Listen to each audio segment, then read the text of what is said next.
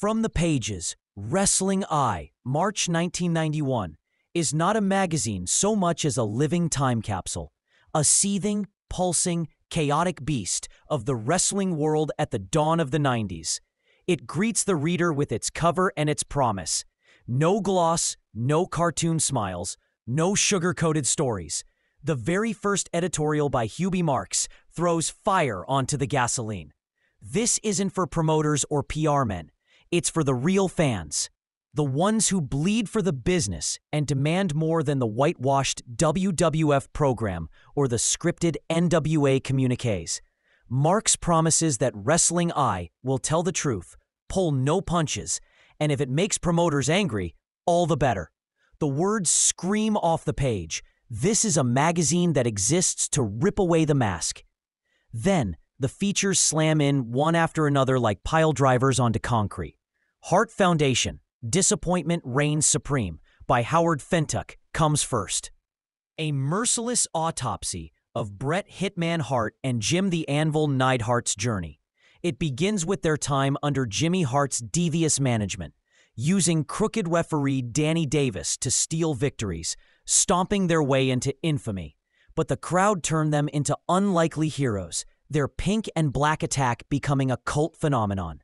Their crowning glory was SummerSlam 1990, defeating Demolition in a war aided by the surprise arrival of the Legion of Doom. But success was fleeting. The belts slipped away to the Rockers, and suddenly, the Hart Foundation was a team out of sync. Bret chasing solo dreams, Anvil trying his hand at commentary. The article insists their rise was spectacular, but their fall inevitable, painting the team as a cautionary tale of how fast fortunes turn in the WWF. From tag tragedy to hardcore immortality, the magazine pivots to Terry Funk, The Legend Lives On, by Steve Mueller. A reverent and furious defense of Funk after the NWA dismissed him from commentary duties. Mueller digs into Funk's Amarillo lineage, his NWA world title run, his crossover into film with Paradise Alley, and, most importantly, his unparalleled wars with Ric Flair in 1989 that redefined violence on network TV. Funk's constant retirements and shocking returns are framed not as gimmicks, but as proof that the man can't stay away because wrestling isn't his career, it's his bloodstream. Funk fought Sting, Steamboat, and anyone else brave enough to face him, and Mueller hammers home that Funk is not a relic, but a cornerstone, a true legend while others are just hyped products. The momentum carries into Sting and the Ultimate Warrior, brothers in more than paint. Here the magazine maps out their intertwined destinies, starting as Power Team USA, rebranding as the Blade Runners, splitting under Cowboy Bill Watts' guidance, and each man rising separately into World Championship glory. The Warrior shocked the world at WrestleMania 6 by pinning Hulk Hogan. Sting carried the NWA into the 90s as its face-painted savior. Wrestling Eye teases the Ultimate Dream card, a cross-promotional super show where Hogan meets Flair and Sting clashes with Warrior in a paint-smeared battle for supremacy. It never happened, but the article makes you believe it could have, that the business itself missed the chance of a century. Then, Don Laible brings us Ken Patera, the UWA champion. Patera's journey is retold as one of reinvention. Once an Olympic weightlifter, a BYU football standout, and a despised heel who swung chairs and shouted insults. He now wears the UWA world title proudly. The article acknowledges his controversies, his time behind bars, but insists that his current reign is about redemption.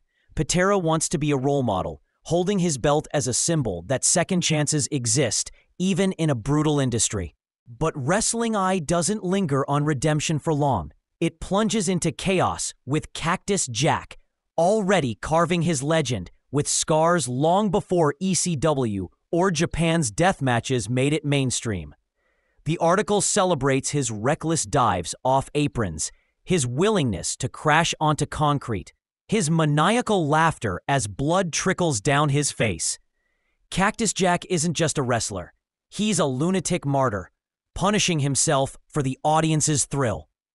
and Wrestling Eye elevates him as the man redefining what hardcore truly means. The features keep rolling. The big boss man gets his spotlight, the Cobb County lawman whose corrections officer uniform became a symbol of both oppression and justice. Once a villain, he shifted into a fan favorite, swinging his nightstick at giants like Akeem and tangling with Hulk Hogan himself. Then comes the gentleman Chris Adams, praised for his technical prowess.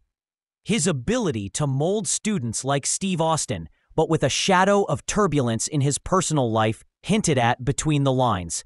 A strange sidebar appears with the creator, an enigmatic piece about the unseen forces behind characters and gimmicks, the ghostly hands shaping the fates of wrestlers without ever stepping into the spotlight.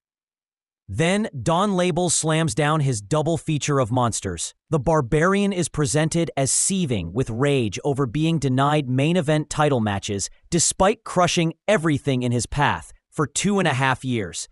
Standing 6'6", 290 pounds, dressed in animal skins and horned headgear, he's a walking nightmare managed by Bobby Heenan, backed by Kurt Hennig and Baku, a silent destroyer who speaks only through carnage.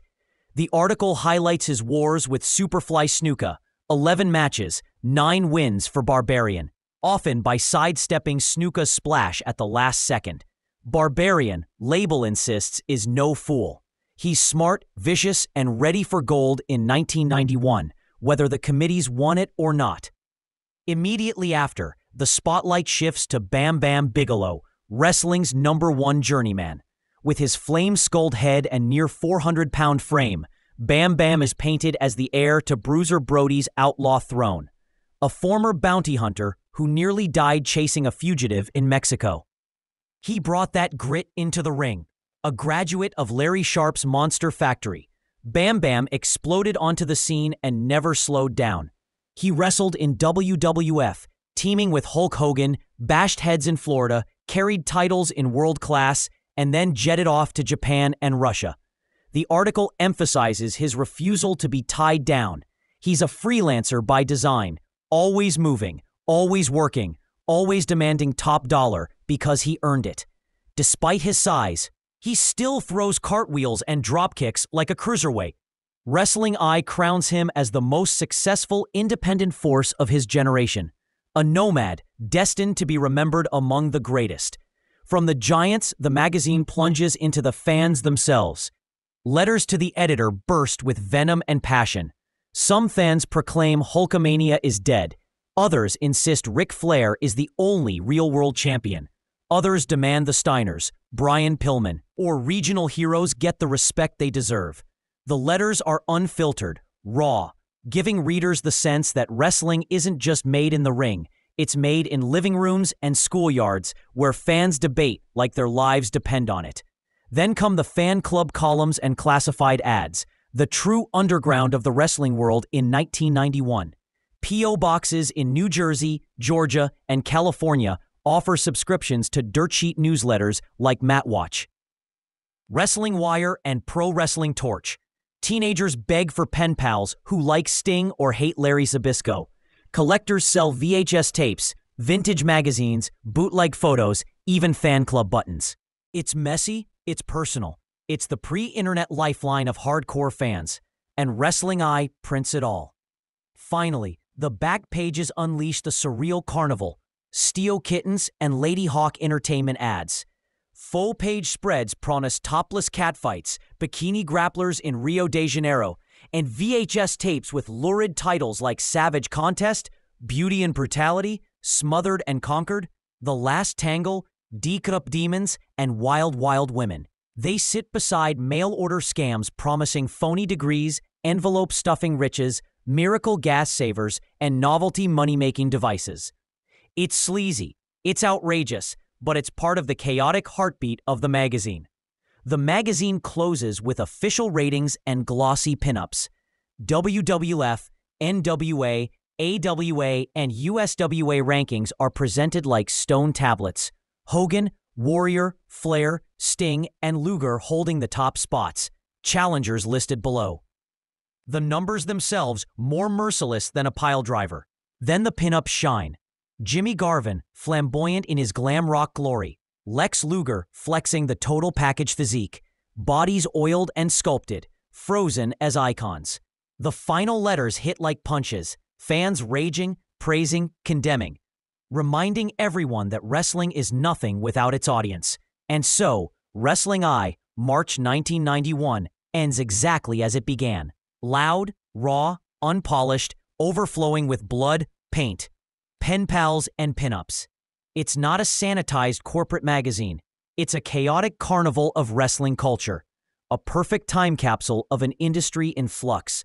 Proof that in 1991 wrestling was bigger, messier, sleazier, and more alive than anything else on earth.